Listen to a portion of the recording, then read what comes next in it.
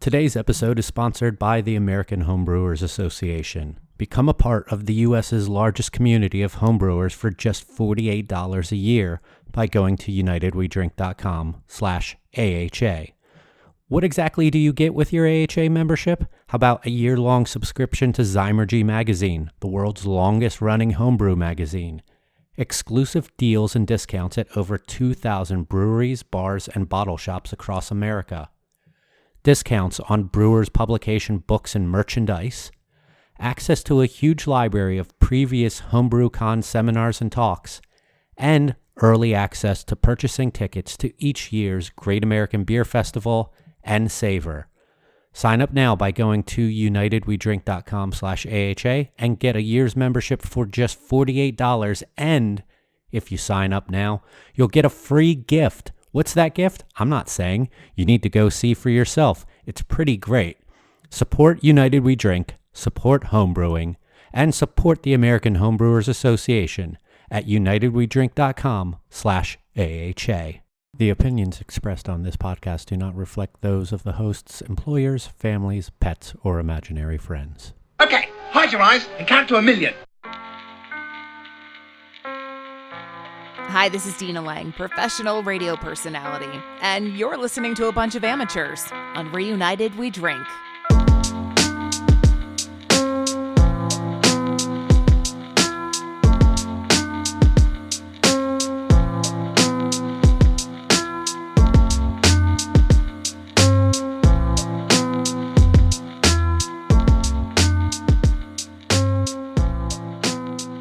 Hello, everyone, and welcome back to the restart, the reboot, the reanimation, the reuniting of United We Drink. Right here on UnitedWeDrink.com, as well as Apple Podcasts, Spotify, Stitcher, Google Podcasts, and wherever fine podcasts are found. My name is Mike Urevich, and I am once again a begrudging resident of Florida.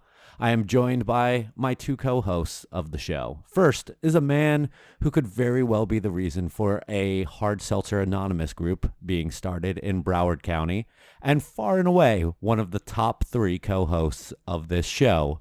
Here is Phil Palmisano. I'm very proud to hold that number 3 spot down solidly. Thank you, Mike. I mean, it's better than 4.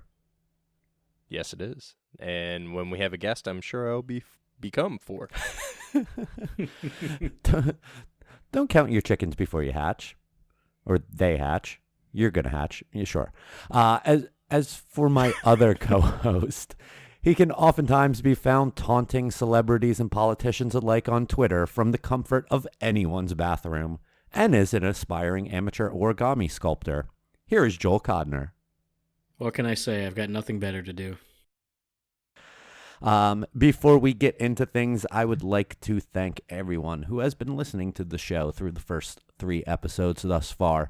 It really means a lot to us, and an extra big thank you to anyone who has retweeted or tweeted or put on Instagram stories or whatever, shared the podcast with friends, family, and strangers alike.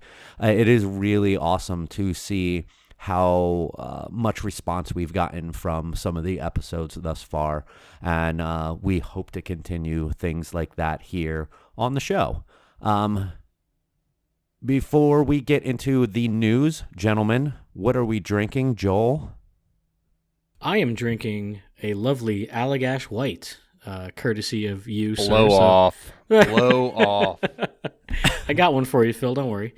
But thank you for that, Thank Mike. you. And welcome back welcome. to Florida, just in time for some interesting weather. Yeah, that's been less than ideal, but we're dealing with it as we can. Phil, what do you have going on in your glass? Well, since National Dog Day was this past week, I am drinking Huevo. It's a barrel-aged barley wine style ale from Cigar City Brewing Company in memory of our brewery dog Egg that passed away this past year, and it's damn tasty. Oh, how old was the pupper? Egg was pretty old. She was up there. That was Neil Callahan's dog. Oh, really? Yeah. So Condolences, Neil. She was a amazing coworker. Probably the best coworker I had. And probably the one that liked you the most. She sat right underneath my legs back in the day. All right. So yes, as has been alluded to, we are in the midst of getting ready for a potential hurricane here in South Florida. So we'll talk a little bit more about that probably later on. Nothing potential about it. It's the strongest hurricane in modern history. I'd like to believe it doesn't exist until it actually gets here. That's not like true Santa. at all. I've been sweating Made for a great Labor this. Day weekend. Yeah. Phil, why don't you take us into talking about the news? All right, let's and jump let's into not it. talk too much about seltzer. So you guys should be very happy this week. We have zero seltzer going on in the news. So let's start. Mohau. Did I say that right? Mohau? I don't know. Yes. Yeah? Mahou. No? I think Yes? it's Mahou. Mahou. They're on the move again. In April, if you guys remember, they increased their ownership of Avery Brewing Company up to about 70%. This past week, they increased their ownership of Founders Brewing to 90%, and the remaining 10% will stay with the founders of Founders, Mike Stevens and Dave Ingbus. If I butchered your names, I apologize. Meanwhile, this past week, a story that all three of us were sort of texting back and forth about, AB InBev decided not to purchase the rest of CBA. It broke down to about 68.7% of CBA. So my question to both of you, and I'll start with Mike, are people still paying attention to purchases, partnerships, and buyouts or not? And does it even matter anymore? I think people are certainly still paying attention to it, especially when it's a big name. The platform purchase from a few weeks ago by AB, I don't think that had as big of a blip on the radar because Platform is such a regionalized brewery, and I wouldn't even know if they're classified as a regional brewery by the amount that they make. A lot of people outside of the eastern part of the Midwest and the Mid-Atlantic probably don't know who Platform is. So that one kind of flew under the radar. When you get down to talking about Founders again, people are going to talk about it. And I think that it did hit a chord with people. You had people who were like, I'm never drinking Founders again, who completely, I guess, forgot about the portion of where they had it was almost 30% purchased prior 30. before. 30, yeah. And then you also had a lot of people bringing back up this whole lawsuit that is pending against them for racial discrimination by a previous employee. If you're upset at a selling out of the brand now, then I feel like you have bigger issues going on than just Founders, that you're getting so high strung on that. As for the CBA thing, I think that's probably flying a lot more under the radar than it probably should be. The CBA is a big deal, whether or not people want to believe it or not, because we're in this world where hype is important. But the fact that they said no to that, I think that's a big deal. Joel? I don't necessarily. Well, let me put it to you this way. The reaction to the Platform news and the reaction to the CBA news, it wasn't as fevered as, when you see Wicked Weed get bought out or Funky Buddha. I think people are paying attention. I just feel like a lot of people are just like, yeah, there's another one. I had never even heard of Platform before this whole thing happened. I mean, they don't distribute here. I'd never seen them on social media or anything like that. But when I took a look at their brand and everything, I mean, they have great, consistent branding across their cans. I mean, it looked like, a real pro brand. But I had never heard anything about them. And the people I follow didn't seem to say much about it at all. It was just kind of like another one bites the dust. Yeah, so And I agree with you guys. I don't think many people are paying attention to the buyouts the way that they used to in years past. When you look at the AB InBev deal in particular, let's keep in mind that the deal basically stated they could purchase it at $24.50 per share. All right. And given the current trading price, and keep in mind we're a little bit ahead of after they said no, the current trading price is only $10.05. So when you look at it, they were basically going to pay a premium of $14-ish for that brand in particular. So I personally don't know if I would rule out CBA and AB InBev in the future. Do I think that it matters at this point in time? No, I think it's a casualty of the industry at this point in time, where we're looking at the way for anyone to grow past a regional level or even a sort of hyper local is to partner up with a larger brewery. So two things real quick. One, correct me if I'm wrong, but CBA is getting money from AB for passing up on this, right? Yes, they do. It's kind of like a buyout of sorts of like, oh, you're not going to tender this option on the contract, so you then buy out the rest of the contract, kind of like thinking sports wise, right? I don't know specifically what I know. the I saw a number, like, but I can't but remember there was, what it was. Yeah, there was something in there where it was basically they were saving X amount of $1 million to eventually spend X amount of $1 million if they needed to jump back in. The other thing is, when you bring up the share costs and like what they would be paying and what it actually is trading for, and I'm not a big like stock type of guy. I mean, those numbers make absolute sense to me, but I could see AB being like, you know what, fucking Constellation got burnt on that Ballast Point deal, and they've already admitted that it was probably a lost investment. We don't want to do the same thing here. It's not $1 billion, but it's still, they don't want to get burnt on something like that. And I also feel like with so many breweries now, we're at 7,500, and if you include licenses pending, it's over 10,000. I just feel like people aren't so attached to some of these breweries anymore, and there's too many options. So it's like, we'll just move on to the next beer. Yeah, it just feels like a lot of indifference. Yeah. All right. So moving on to the next piece of information / news, and again, no seltzers this week, but we have a better for you category news. 100-calorie IPAs or 100 below calorie IPAs seem to be the craze for 2020. You guys both know Slightly Mighty jump-started this like better for you, fuller flavor craze earlier this past year, hitting shelves and draft lines around the United States. That clocks in at 95 calories and 4% ABV per 12 ounces. Oscar Blues released a press release about a month and a half ago that they would be releasing one at the end of September, October. It's actually getting ready to ship. 100-calorie IPA, 4%, and it's hazy, so it sort of plays to those hazy boys.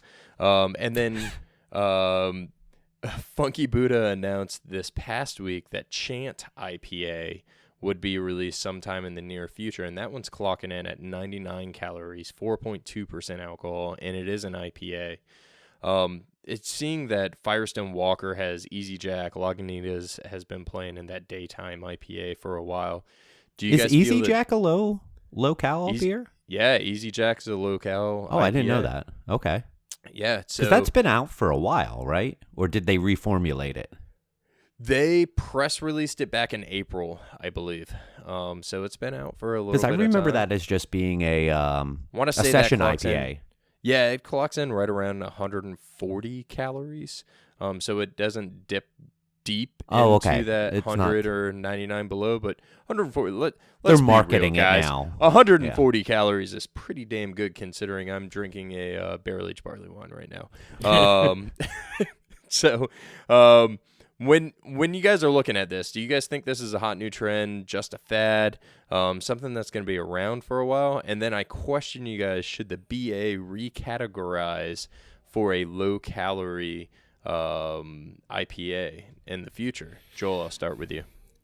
Well, I'll first answer the second part of your question. I don't know if recategorizing is necessary, considering, IPA and all the various styles of it have their window of ABV and SRM and everything like that. Mm-hmm. So I don't necessarily think there needs to be a category separate from what are basically styles that we already have, just based on nutritional info. And what was the first I agree question? with that wholeheartedly. So yeah. The first part was, do you guys think that this is a fad, or is it sort of around to stay? I think it's a fad with maybe longer legs than some others. Definitely people are on a big health kick right now, and I don't know how long that's going to last. I mean, we've seen what happens with diets. You have Atkins and South Beach diet and keto and this and that. I mean, those things all come and go. But I definitely think that option will always be there for people, and I think it should. People like when I was like heavy duty dieting a couple of years ago, none of these options were really available to me, and I was cutting way back on beer just because I couldn't drink any of these low-cal or non-alcoholic things. I wasn't going to go for duals, but I think it's a good option to have. I just don't know how strong it's going to be for how long. Mike? I'll first start off with exactly what Joel said about the categorization, because low-cal beer could mean lager, could mean IPA, could mean brown ale for all we know. And I think we have the categories already for the specific styles of beers, and they should be entered as such. There shouldn't be... how do you differentiate a low-cal IPA as opposed to a low-cal lager? Then you're judging multiple different styles within a same category. So for that, I think just stay within the category that you're intending. As for the style itself, and if I think it has traction or legs, I actually, when what's it called, Slightly Mighty, is the Dogfish Head one. Yes. When that first came out, I was really interested in trying it and had a hard time finding it at a couple of the stores that I shopped at. Eventually, I found a mixed, I think 6-pack it was, with that. It had the Sea Quench and the Super Goza that I can't remember the name of in it. And I had the Slightly Mighty, and I was like, meh. Like, at the end of the day, if this makes me, if this is better for me by calories standard or carbs or whatnot, I'm sacrificing a lot of flavor because I thought that the flavor was subpar, or not even subpar. That's a terrible thing to say. It just wasn't my thing. It was way too sweet. Whatever monk fruit is, or whatever that fruit is that they use in that IPA, I don't care for it all that much. It wasn't super hoppy. Not my thing. I'm going to mark these at least until I try some more, and I will if I see them and their price point's good. I'm just going to mark this up with the seltzer stuff, and it's just not my thing. And I tried to buy a seltzer this past, or not this past weekend, but the weekend prior, my last weekend in Philly. I was like, oh, we went to this rooftop bar, and it's like, oh, they got a seltzer can. I'll order this. And they're like, sold out. I'm like, well, I tried. So I just gave up there. But yeah, I'm just going to say it's not my thing. Whether it has holding power, it probably does. I would even say more so than seltzer. What I would go ahead. Go, Joe. No, that's fine. I was just going to say I would really like to see these beers compete in their categories, and would love to see one of them do very well at like GABF or something like that. And Oh maybe yeah, bring that would be some- awesome. Bring some legitimacy to that category, because I feel like as long as if you were to just segregate it into its own like low-cal category, I don't feel like people would take it as seriously as IPA or double IPA or hazy IPA. So let's see what happens with it. All these things are starting to come out. We can keep an eye on the reviews and see what the reception is. I think it's a good thing for everybody. I don't know how long it's going to last, but I would love to see some, maybe competition wins and see if it gets like really legitimized. Yeah, so sort of to take the last word on it. Well, I don't think we should run in the same category as seltzers. I think seltzers need to be sort of kept separately. I think they should sort of play in that FMB fermented malt beverage category. Joel's showing me his Allagash White right now on the camera, and I'm really jealous. And as for where the BA defines them, I like sort of keeping them into the style, just like Joel said, where we're seeing IPAs compete against IPAs. Personally, I love daytime IPA. I really like Slightly Mighty. I had the ability to sample 1E before it gets released to the public this past week, and it was great. I'm really excited about it. Personally, it's a way for me to drink a beer and not feel 100% bad about the calories or the carbs or anything that I'm putting into my body. Plus, on top of that, I mean, shit, we're in Florida. It's hot as hell, let's be honest, and it's a good way to sort of jump into that summertime. So that's sort of my take on it. I think the style is here to stay, though. I think better for you is always going to be around. So, real quick, without getting into too much detail, how are you guys preparing for the hurricanes? Mike, this might not be the same for you, but Joel, how'd you prepare from a brewery side? As far as the brewery goes, we have impact windows on the front, not a whole lot else. It's a pretty solid building. Hopefully we don't lose power. We're just south of where the current prediction is as far as the cone and all that stuff, so I think we're still going to get some wind and a lot of rain, but I'm hopeful that we do not lose power, because I do have quite a bit of beer sitting cold right now. And do you have backup generators or generator? We wired the building to be generator ready. We just do not have a generator at the moment. It kind of a last second decision. As far as whether or not we're going to spend the money. We are closed tomorrow, Monday, the 2nd, and likely Tuesday the 3rd. So we'll see how it goes. That's as of recording this. Exactly, and fingers crossed. Mike, anything? I stocked up on actually. Welcome back to Florida. Thank you. Fuck off. No, it's stressful. It really is when you can compound all of that along with moving from out of state back here all in the same week.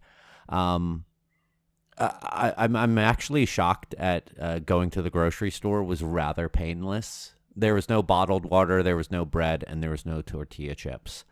I didn't need any of those things, so we were good for that and walked right up to a cash register. I have plenty of beer, which, by the way, I forgot to say what I was drinking. I'm drinking Copper Point WTF, their unfiltered double IPA.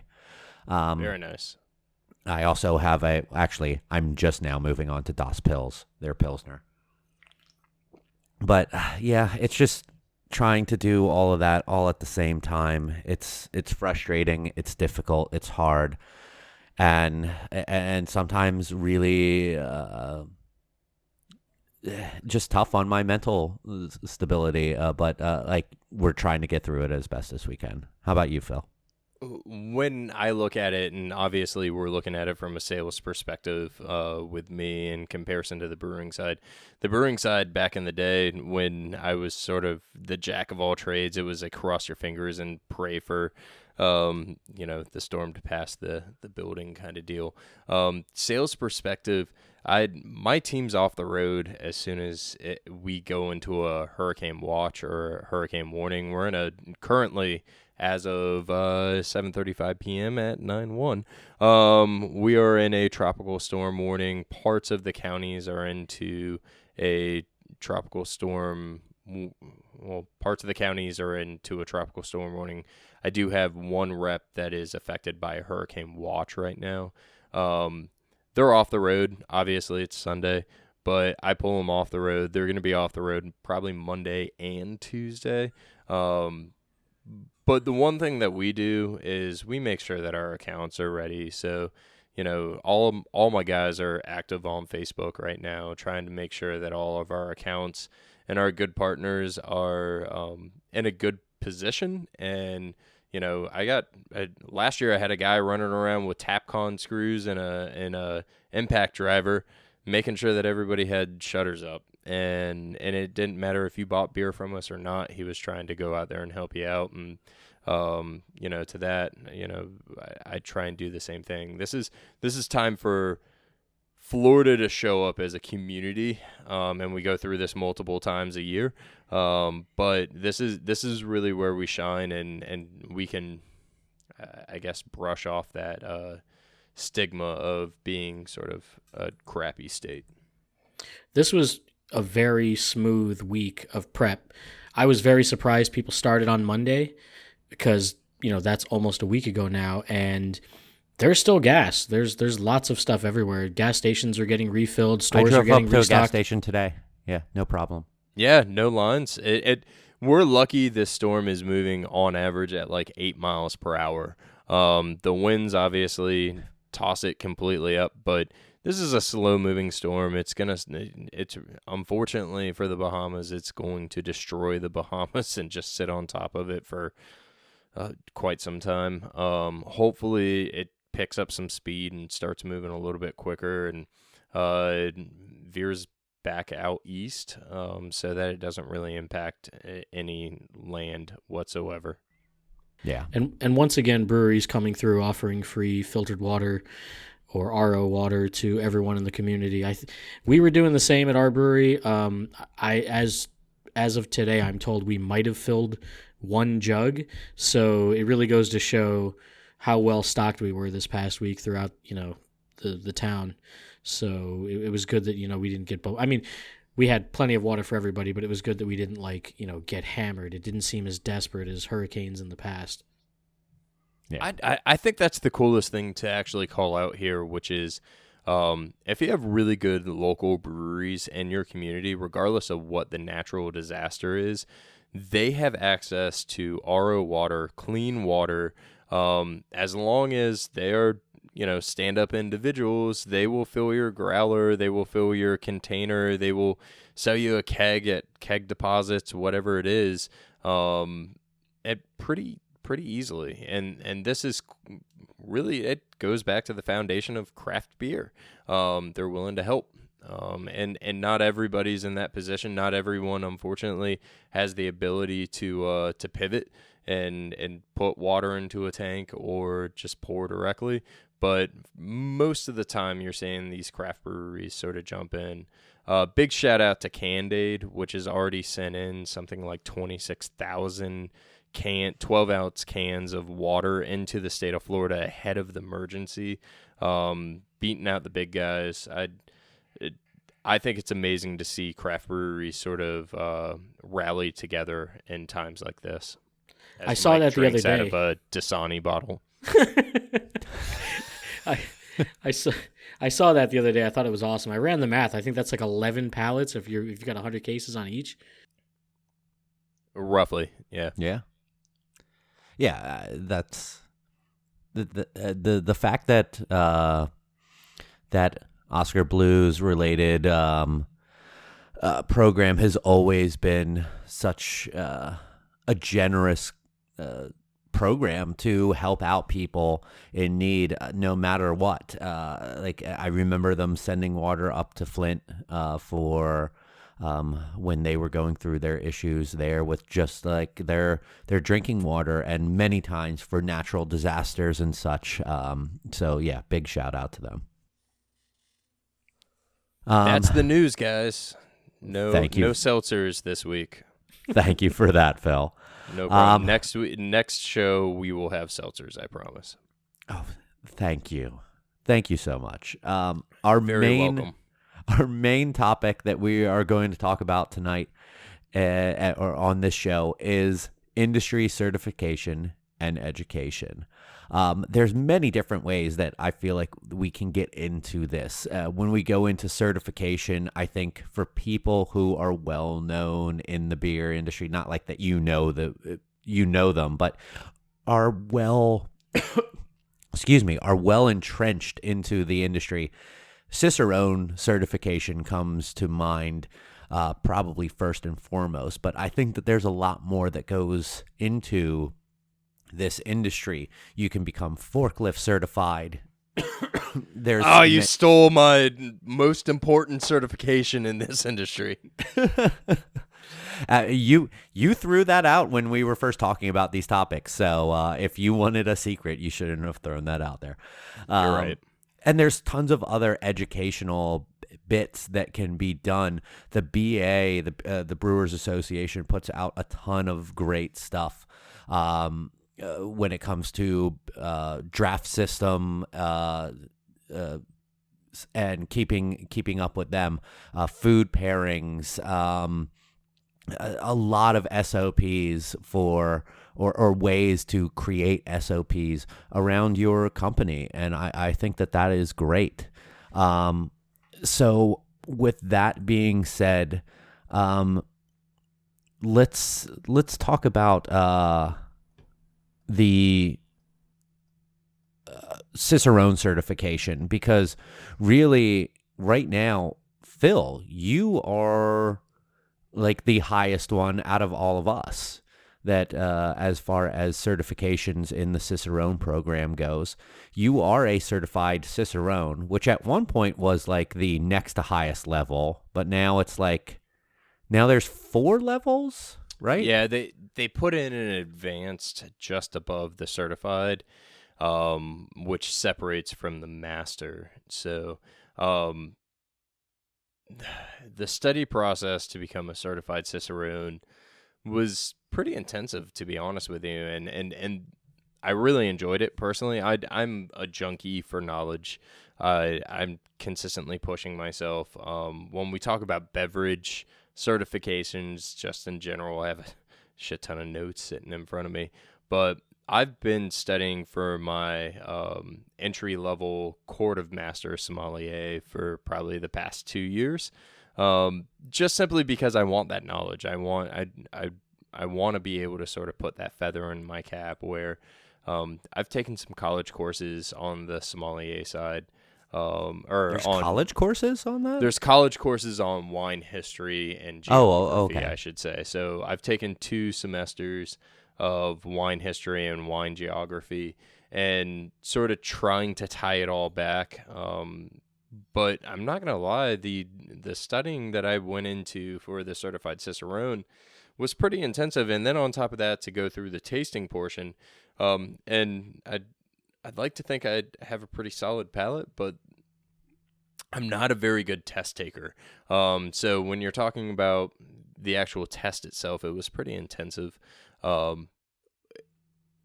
I think when we look at certifications, and so sort of fraying off into how this certification has actually impacted my career, I don't think that there's anything that it has done negatively for me. I know for a fact it hasn't done anything negatively for me.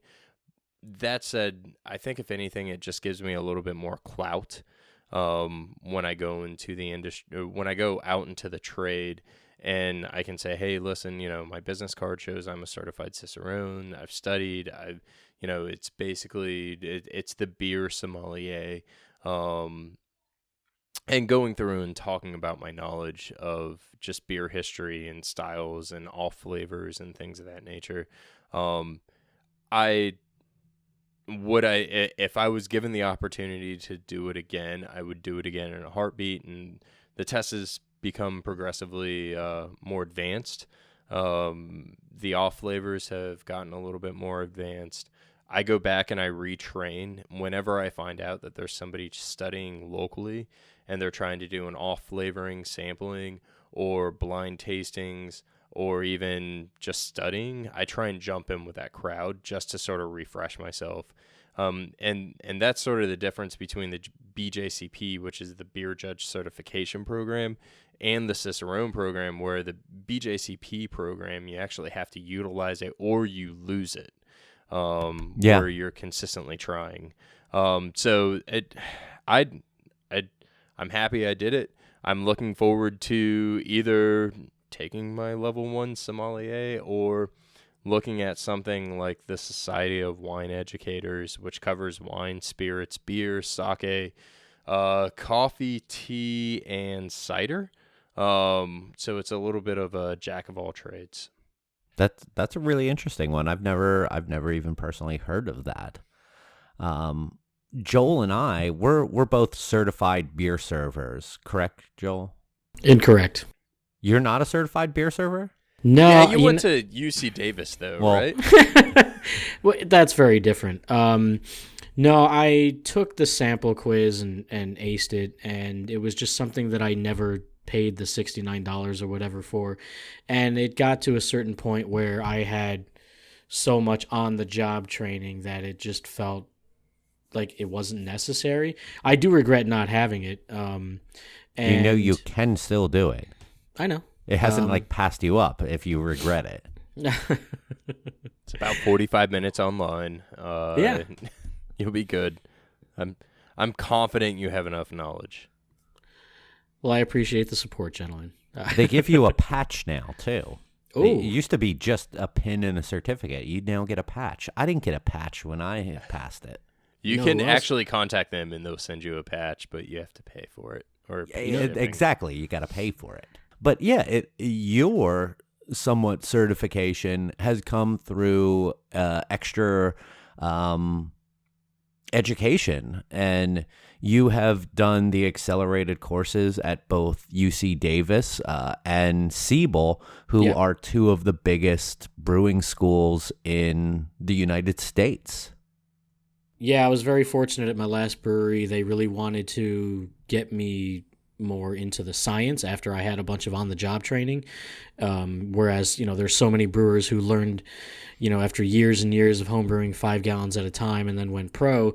I think I homebrewed once and then jumped right into a 15-barrel production system. So I had a lot of on-the-job training, and then they were kind enough to send me off to UC Davis for a very intensive week-long course, which is amazing, and at the same time, it's way too much to squeeze into 1 week. One of the days was spent just going back and forth to Sierra Nevada. So, I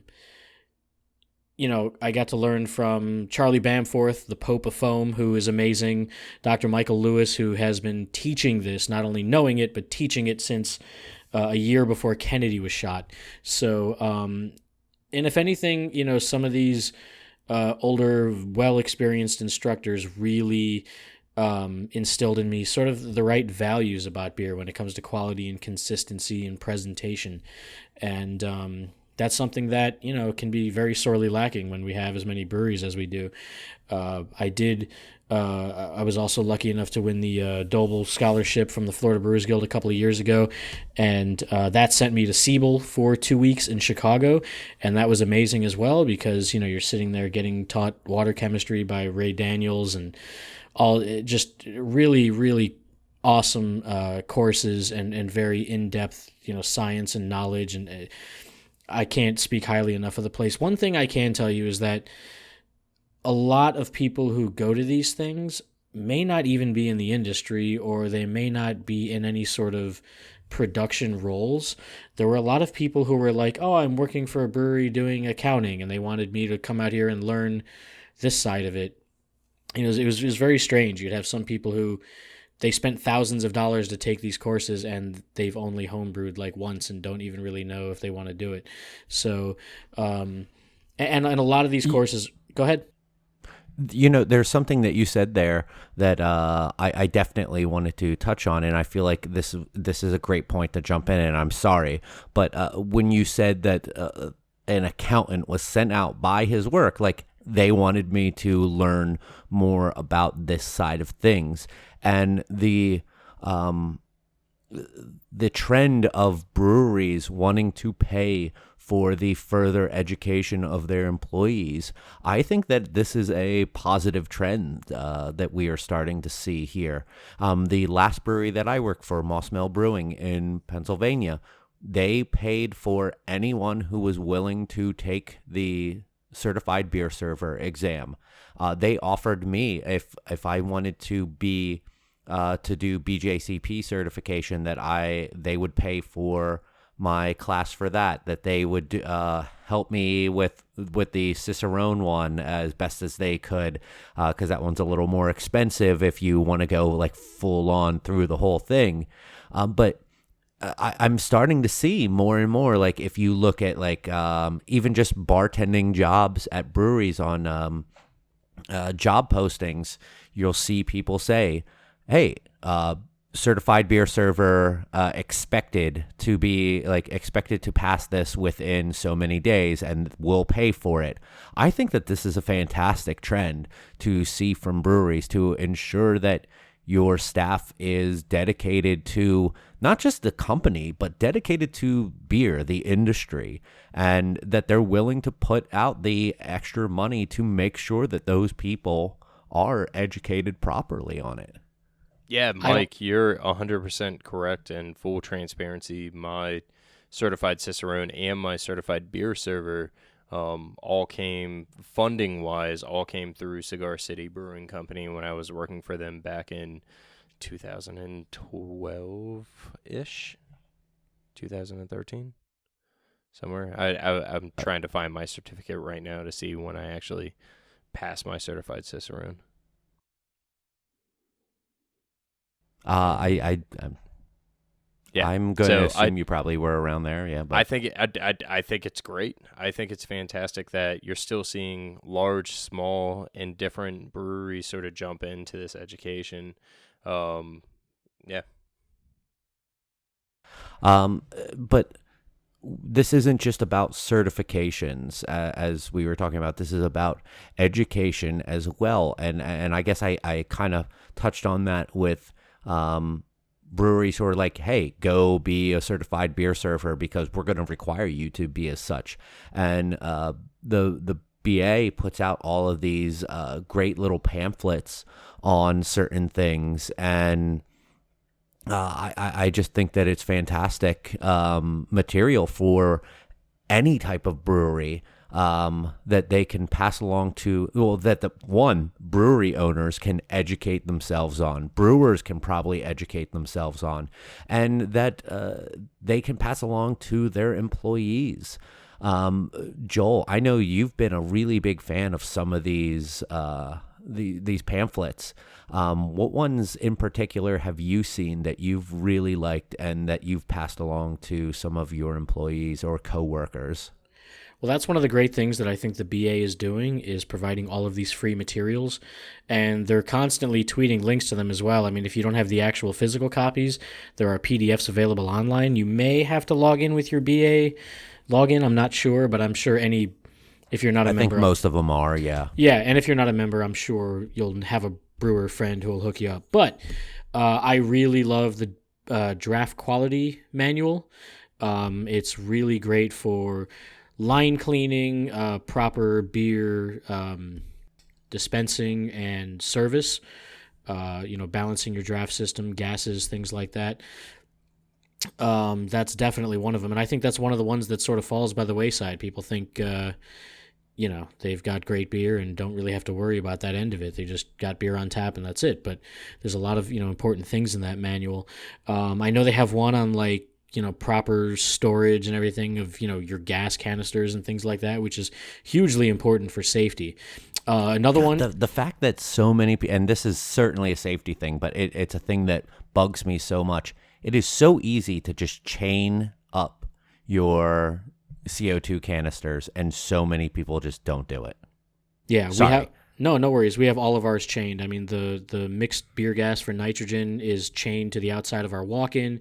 My O2 for brewing is chained right to the wall by the mash tun. We have nitrogen tanks chained to our draft wine kegerators, because that thing falls over and, you may break a regulator or you may blast off the top of that tank and injure or kill somebody. So safety is hugely important, and I know the BA is very big on that with some of their manuals.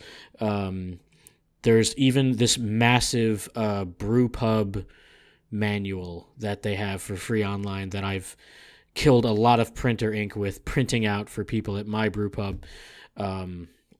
So there's so many, resources available online, even if you're not getting certified. There are so many amazing books on just about every beer style, opening a brewery, maintaining a brewery, logistics, so many different things. I mean, the resources are out there. So, lack of education is sort of inexcusable in this time. Especially if it is something that you want, like to say, I want to be in this industry. Like, okay, you want to be a brewer, you want to be in the brewery working. All right, become a certified beer server. I don't have time for that. That's not a fucking excuse. That's not an answer to say you don't have the time to educate. Even if you pass it, I did not ace my certified beer server exam. I think I got a couple questions wrong. There are some things in there that you're gonna like scratch your head about and be like, huh. And this is the entry level one. And this was when I took it. I don't remember what year. After however many years of being in the industry, I thought that it was a great exam, especially for intro. And I encourage everyone, for starting off, if this is really something that you want to do, or even people who've been in it for a little while, go get that. Like, it's $69, like Joel said, and I think it's well worth it. Maybe your job will even pay for it if you're in the industry. Ask your superior if they'd be willing to do it. I mean, I think that a lot of them would be, for you to be able to further yourself. And if you are looking at going like all the way in the whole Cicerone program, talk to your employer about helping you out with that and really kind of sponsoring you, because you're going to be a benefit to that company by having that. So hopefully they can see the advantage that they'll have, and by helping support you. I think that there's when you look at the beverage industry in general, regardless of where you are, you should, if you're passionate about what you're selling or what you're brewing or making, you should go down one of those rabbit holes of, Society of Wine Educators, sommelier, certified Cicerone. Wine has literally a handful to two handfuls of nothing but certifications based off of where you live and what you want to specialize in. Honestly, when we're talking about the beer industry in particular, there's some great resources out there. Micromatic, one thing we haven't talked about. Micromatic certification is huge. Go through, you can actually take Micromatic entry level, I believe, online. They have, it's part of the Cicerone program where you have to basically understand a draft system. Just like Joel and Mike were talking about, like, draft systems are complicated. They're really easy, but they're also very complicated, and they can actually do some damage if you don't treat them properly. In addition to that, we joked about it, but forklift certifications are probably the most important thing in our industry. And there's a shit ton of free resources through the Brewers Association that you both touched on through craftbeer.com. And Go ahead, Joel. one thing I was going to say real quick is just that the only thing realistically that you need to open a brewery is a fucking checkbook. So you don't have to have experience. You don't have to have knowledge or certification or any of that stuff. You just need to have the money. And some people really, it's unfortunate, but some of them really think that's enough. They'll just go out and hire who they feel might be the right people or whatever. But, there is so much to learn, and safety and quality and consistency and knowledge and equipment. I mean, the list goes on, and so many people just jump in thinking like, oh, I did this at home in my garage, so now I'm going to do it in a 40,000 square foot warehouse. And, there can be some serious issues that stem from that. So like I said, education is key. And I always tell my staff, there's no such thing as like a level 100 brewer. It's not like you get all the knowledge and then all of a sudden you're good to go and you're like this, knighted brewmaster for life. Like, styles are always changing, processes are always changing. There could be new equipment coming on the market. There's all different things to learn. So, not only get educated, but keep educating yourself. Sir Joel of House Codner is correct. But yeah, this is I think a fantastic topic to be talking about, because there's so many different directions that we can go on with this. So, like, let's continue a conversation like this online. Let's talk about it more on Twitter. So add us at United We Drink, and let's talk about this more. Is there something that you think that we've missed out on talking about that is important for certification and education in the craft beer industry? Let's move on. We're very scant on Q&A this week. We only have one question, so we're getting a little disappointed in you listeners. We know that you're out there. So please do feel free to send us over questions that you would like to hear us give our answers on by going to our website, unitedwedrink.com/contact. Use the contact form and send us over your questions. You can also tweet us, send us a DM on Instagram, on Facebook, or anything like that. The one and only question that we have right now for this week is from a friend of the show, Ozzy. He sends us, with the Panhandle being the beacon of culture, I assume that that's supposed to be in quotes, in the state of Florida, sometimes really awesome beer sits on the shelf for a long time. Does your 3-month rule apply to higher ABV beers at all? Just asking because I was able to find a 2016 Marshall Zukov from Cigar City, as well as their penultimate push the other day, thinking I hit the jackpot. Now I'm wondering if it's going to be any good. Phil, we'll start with you. I wonder why. I personally have both of those bottles, or both of those vintages of Zukov and Penultimate in my personal cellar. I love Penultimate. I think it's one of the best beers, fresh as well as aged. And Zukov is one that I as much as I love that beer fresh, I think 2 to 3 years of age really is where it shines personally. No, don't. So we talked about day codes, and we got sort of tongue lashed by a friend of the show as well, Ed Roberts, on social media and through text messaging last week. Like, why didn't you guys have me? That said, I think, honestly, you have to look at the style. And listen, at the end of the day, the brewery tells you, please consume this beer within 90 days, 30. Shit, I've seen some that are 30, 90, 120, a year, whatever. After that, it's a roll of the dice, man. You're taking a gamble. I would go higher ABV. I'm sitting on a Thomas Hardy ale that I plan on opening with these two guys for my 40th birthday. It's from 1982. Beer's old as shit. I'm pretty positive it's past its prime.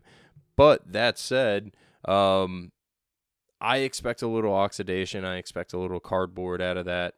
That beer, when it's 5 years old, has a lot of oxidation. And can you imagine when it's 40? So, and And really, at the end of the day, it's all about the experience. I'm sitting on the brewery, the 12 years of Christmas right now, and I think the first year was like an Imperial White Ale or something like that. Partridge was really not a beer really made to age. I know what I was getting into. I know that beer probably isn't going to taste at prime when I open it up with my friends, but beer's an experience. Go out, have fun. That said, the brewery can't really guarantee it past what they recommend. I'll jump in next, and like the whole aging of beers thing is a really strange thing. It's a thing that sometimes I wish I didn't know and didn't experiment with as much as I did. You'll hear a lot of people say ABVs are important as far as it comes to aging beers, but shit, you don't want to age out a 9% double IPA as opposed to a 9% Imperial Stout. ABV, style, what else is in the beer, adjuncts of anything, all of that comes into play with these sorts of beers. And there's no catch-all answer that I can give to something like this. For the two specific examples that were given in the question, Ozzy, Zukov and the penultimate push Zukov, you're probably going to be good on, as long as those beers haven't sat like ridiculously warm. I think that you're probably going to be okay with them. But there's just so many other factors that go into this with finding aged beers. I think what it really comes down to is if there's something that you see, and I know it's probably not great for spur of the moment purchasing, but email the brewery, contact the brewery and be like, hey, I just saw a 3-year-old bottle of one of your beers on the shelf of a place. Is this good for me? If you're not sure, ask them. I mean, they'll probably be able to give you the best answer possible out of anyone. And I will quickly echo Mike's sentiments because he pretty much said most of what I was going to say. It does depend on many factors. For me personally, the way I love coffee beer, I would drink that penultimate push rather quickly because I feel like the coffee will die off sooner than just your standard Zukov. That's just my personal preference and opinion. And just like Mike said, like I said on the last episode, my favorite beer of the year so far is a 10% double IPA. I'm not going to wait 3 months to drink that. I want to drink that as fresh as possible. So alcohol is not the only, preservative factors there. Those hops are going to die off.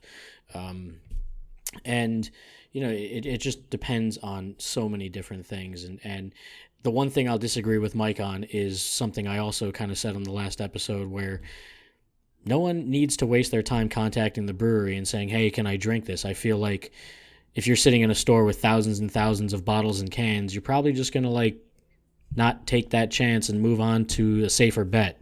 So that's the only way I would disagree right there. But like I said, there's so many factors.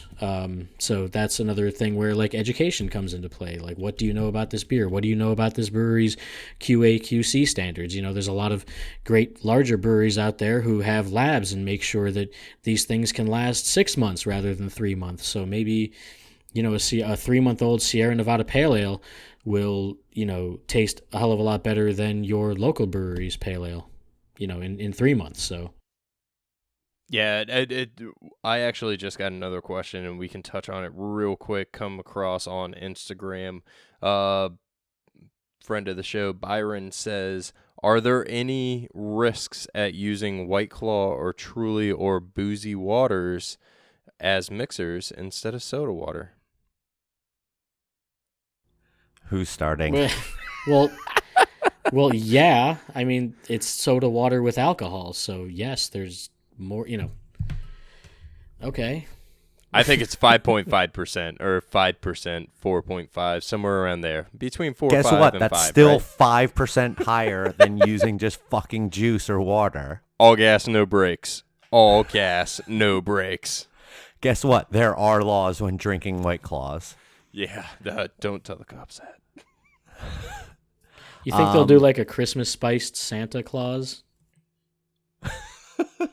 But that's already. I was waiting for the uh, pumpkin spice seltzer, but nobody put it out. It's out. No, it's out there. But isn't Santa Claus a Three Floyds beer? Alpha Claus. Alpha Claus. Oh, okay. Alpha Claus. That's right. That's what it was. All right. Moving on. It's time for last calls. Time for everyone to get their little moment in the sun to be able to say what they will, what they want, uninterrupted, unopposed. This week, let's start with Phil. What's your last call? My computer froze. Is that me? Mine too. Who did you say? Phil. Apparently, Windows needs to update, and I'm gonna go on a last call in regards to that. Oh. I'm tired of updates. I went last show, but all right, no problem. In a similar trend to, and sorry, too many huevos and wow, that sounded really bad. And wild basins. Are you all right? Yeah, I'm fine. I'm just preparing for a hurricane. In a similar trend as other dying historical things, such as the Dewey Decimal System, map reading, memorizing a phone number, payphones, and so many other things, the standard or manual transmission is nearly dead in the United States. In a day and age of self-driving cars, automatic transmissions, and electric vehicles, this endangered species is nearly extinct. In the United States. Less than 4%, 4% of new cars and used cars sold on an annual basis are purchased in this manual transmission. This is a shame and a travesty. If you don't know how to drive a stick, have someone teach you. It's a beautiful art. Get out there, get on the road, grab the stick, and shift away. That said, stay the fuck away from my clutch. I don't even know how to follow that up.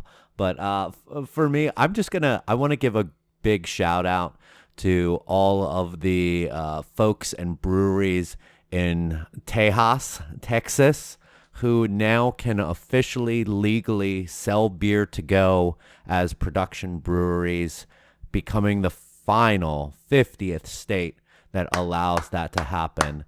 Yes, big applause to the state of Texas for finally getting with the rest of the country. If you were a brew pub, you could sell beer to go, but if you were a production brewery, you could not. So I'm really, really pleased to see the state legislators finally getting with the program and doing that and allowing awesome breweries like Austin Beer Works and Real Ale in Austin sell beer to go. It's a long time coming, guys, and we applaud you. We give you high fives. And now, Texas folks, go out there and buy some fucking cans and bottles from your favorite craft brewery. Oh, God, I wish we could rebut each other. So I'll be real quick, and I'll say with a couple of exceptions. Lots of hurricane preparations here tonight on United We Drink. Shut up, Phil. Potential hurricanes. Yeah, so anyway, with the exception of a few, fuck food trucks. Last night, my wife and I got food from a food truck outside of a brewery. 2 small dishes, $32 fucking dollars. And, remember when sliders were supposed to be like the small, convenient, like not so big burger option? And now you get 2 sliders, it's $15 fucking dollars. There's no fries, there's no chips, there's no nothing. Like, I felt totally raped last night. I don't even know how to explain how infuriating it was. Like, she got some sort of tostada thing. It was basically like a paper cup full of arugula that was all soggy and shit. And I just, like, I understand the expenses that come with a food truck, right? You got your mechanical repairs, your gas, your propane, paying someone to cook while you're, running your fucking Square on your iPhone. And, like, Was it really necessary to have an LCD menu on the side? Like, how much more are these goddamn sliders because you had to mount a TV to your fucking truck? Like, just get a chalkboard. Get a dry eraser board. Of course, they're, out of half the shit that, they have on the menu when you actually walk up to the fucking thing. And now, $32 for... We were starving when we were done. And we ended up going to, like, Duffy's, and we went to Duffy's afterward. We got 2 full-size burgers with fries and 3 beers, $38. 32 at the food truck for jack shit, 38 at the restaurant. You're not washing dishes. There's no busboy in there. There's no waiter. Like, I don't know where you get the balls to charge that much, but I'm fucking over it. There's a couple great exceptions out there who are reasonably priced and put out an amazing product. But the rest of you guys with your fucking $15 sliders can drive off a cliff. Well, on that bombshell, I believe that it is time to end this show. We'll give some... I'm going to head to my local food truck and support all businesses. Some moments for... a time to tip your bartender. Phil, is there anything that you would like to plug this week? Yeah, my MySpace page is up and running, so please visit me and friend me at myspace.com/DosBeerEgos. Outside of that, you can follow me on LinkedIn. Oh, you're not Tom? No, well, right now, Tom's my only friend. But what? It is up and running. myspace.com/DosBeerEgos. What song plays when I go to the page? I haven't updated that yet. I'm waiting to see how many friends I get. But it's probably going to be a Linkin Park track. Or maybe a Limp Bizkit. I don't know. So every little thing you say, Joel, is important right now. What would you like to plug? I am Florida, DUH Brewer on Twitter, Instagram, and come see me at West Palm Brewery. Let's have a beer and a pizza. I will plug myself at Mike Loves Beer on Twitter and Instagram. Also, I want to give a big shout out. I neglected to do this last week, and it was all my fault.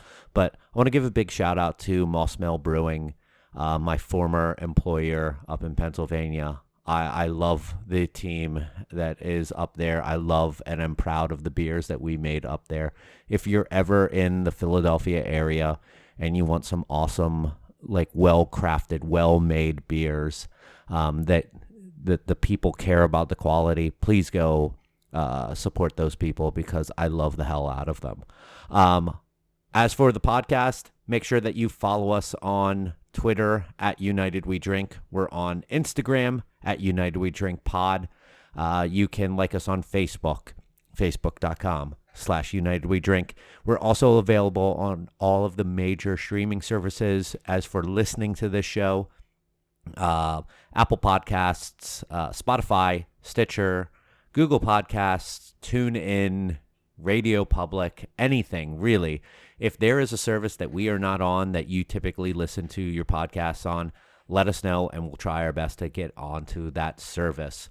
Actually, I just got word last week that we're on iHeartRadio now too. So didn't even submit to that. So I don't even know how that worked.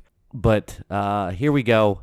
Next episode, we're going to talk about beer and food pairings. Woo! I think this is going to be a fun one. But not food truck food. Definitely not. Maybe we'll get a food truck person on here to surprise Joel. So I think that that's going to be a really fun show. So make sure that you subscribe to the show, and therefore you can get new episodes every other Thursday. And also, UnitedWeDrink.com. That is the website. Oh, yeah. And make sure that you head over to our store, UnitedWeDrink.com/store, where you can get T-shirts, stickers of the logo of also the Jacuzzi Mead shirt. So go do that right now. Support the show. We appreciate that. For everyone here, Thank you very much for listening. Once again, we'll catch you next time. Go ahead, you assholes, and say that thing. Goddamn, be safe out there, people. Cheers. Hail Satan.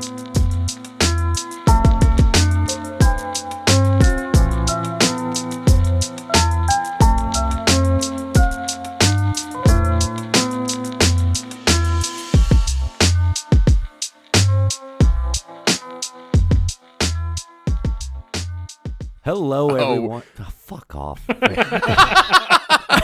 We're going to have fun tonight.